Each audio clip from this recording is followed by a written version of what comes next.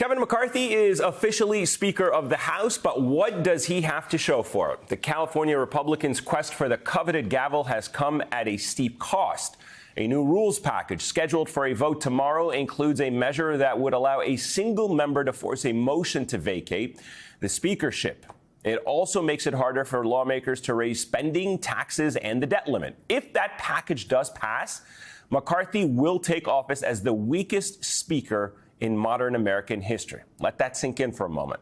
But right now, that is a real, it is real, considering some members of McCarthy's own caucus are already voicing their opposition. I like the rules package. It is the most open, fair, and fiscally conservative package we've had in 30 years. I support it. But what I don't support is a small number of people trying to get a deal done or deals done for themselves. And so I am on the fence right now about the rules package vote tomorrow for that reason.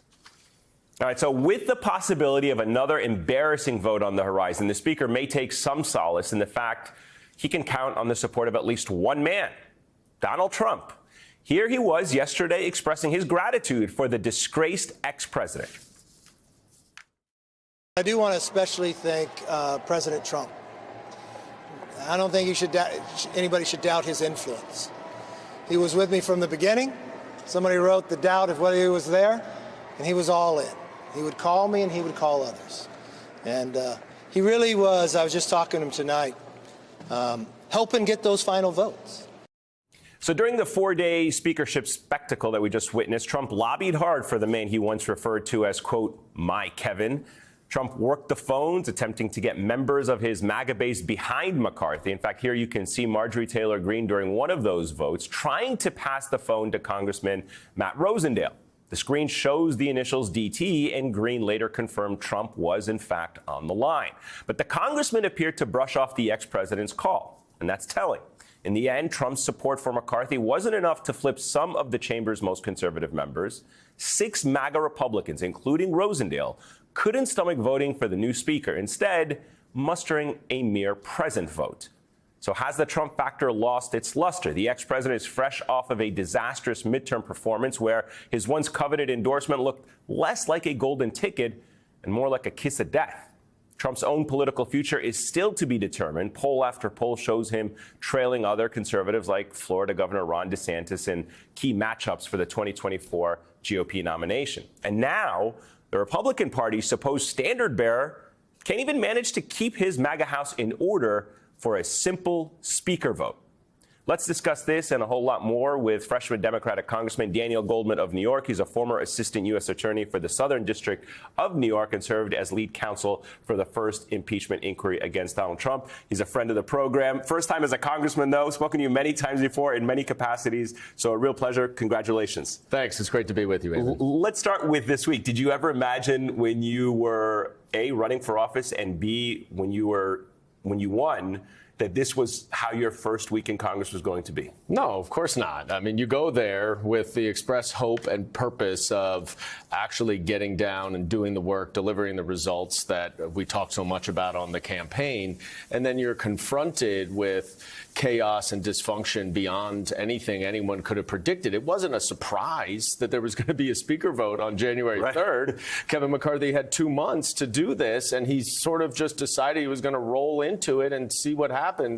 And what I think is the takeaway is that if 2 months advance notice gets us what happened last week, then we are really in for a dysfunctional and chaotic Congress, because this Republican Party can simply not govern. They can't even do the simplest task of selecting a speaker during the course of an entire week.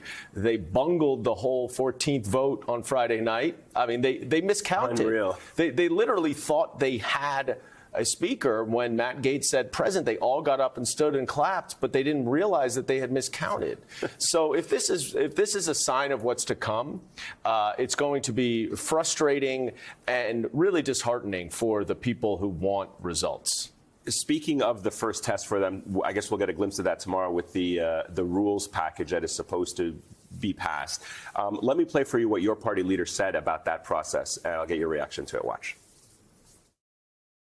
Well, our general concern is that the dysfunction that was historic that we saw this week is not at an end, it's just the beginning. And while the Congress was held captive this particular time, what is going to be a problem is if the American people will be held captive over the next 2 years to the extreme MAGA Republican agenda that apparently has been negotiated into the House rules and the functioning of the Congress. So McCarthy made some serious concessions to get that gavel, some dangerous ones. What are you concerned about the most as this package begins to take shape? What are you concerned about in this rules package? So there's part of it is the rules package, but part of it is a separate agreement in writing that he apparently and reportedly entered into with a number of the hardline conservatives. So in the rules package, only one member needs to file a motion to vacate, which basically means a confidence, no confidence vote on the speaker, and he can be removed. There are some really, really disturbing aspects of the rules package, such as gutting the Office of Congressional Ethics, just as someone like George Santos gets to Congress as part of this Republican Party. Oh, how conveniently that we're going to gut the Congress's ability to do that. But the real concern, I think, is what's in that outside agreement, where he gave away the store to the hard right MAGA wing, and basically saying that he will not raise the debt ceiling unless there's a comparable amount of spending that is removed. The only way to do that, let's be real, the only way to do that is to gut Social Security and Medicare. That's the only way that you're going to get that spending cuts to match what the increase in the debt limit is. They're building out this special committee on the weaponization of the federal government. Yeah. This is IRS, FBI, things like that, deep state. Well, that's what they say. Yeah. But in reality, what they want to do is undermine the special counsel's investigation into January 6th and Donald Trump. The real, I mean, it's not even an irony, the shock of it all is that investigation relates to some of the Republican members, including someone like Scott Perry, maybe even Jim Jordan, who both say they want to be on that committee. This is a committee to obstruct justice. Let's call it by what it is. So there are a number of things that are really concerning, not just in the rules package, but also in the agreement that McCarthy made in order to, as Matt Gaetz said, not a Democrat, as Matt Gaetz said, sell shares of himself in order to get the Speaker's gavel. Can I get your thoughts? You are in such a unique position. As I mentioned, you were the lead counsel for the impeachment of the trial of Donald Trump.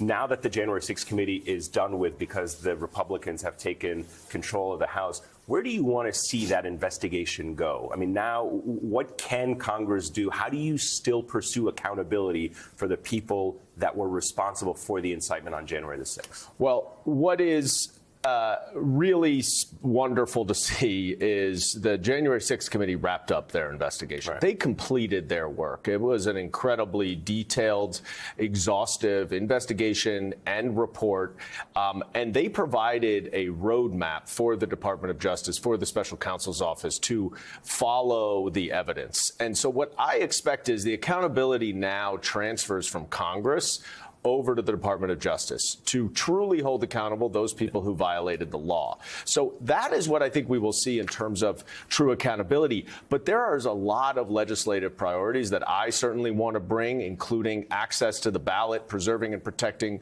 our democracy in any number of different ways that we will continue to champion as we go forward. Best of luck to you. You're already dealing with it. You have a first international crisis down in Brazil. Do you have any thoughts on what is happening there, given the fact that we witnessed something similar here on January the 6th? Look, a couple of things. First, thank goodness we were sworn in on Friday. If we were not sworn in on Friday, none of us would have classified access to the classified information that we would need to understand what is really going on the ground there. But second, look at what we are exporting. Look at what Donald Trump is exporting around the world with this anti-democratic authoritarian strain. And it's not just him anymore. As we saw last week, it is the Republican Party. That is what we are exporting to Brazil, and that's scary. Daniel Goldman, Congressman Daniel Goldman, it's always a pleasure. Thank you so much, and we hope to see you regularly on this show. We'd love to come back. Thanks, Eamon. Best of luck to you.